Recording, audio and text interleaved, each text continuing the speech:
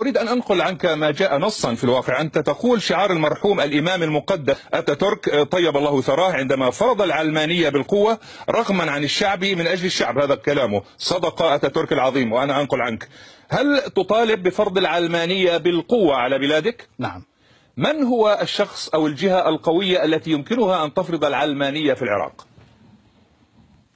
لا أجد أحدا للأسف، لا أجد أحدا. هل عليكم أن تعيدوا الأمريكيين إذن؟ هذا غير ممكن، هذا غير ممكن. وهو المشكلة في الأمريكان، هو الأمريكان هم مع القوى الإسلامية السياسية الشيعية والسنية، هم لم يدعموا التيار العلماني والمدني. العراق بحاجة إلى معجزة، إلى منقذ، إلى أتاتورك. نتمنى ظهور أتاتورك عراقي يفرض القانون بالقوة ويعيد وحدة البلد. وحتى الآن لا يوجد أتاتورك عراقي حسب قولك. للأسف لا أجد.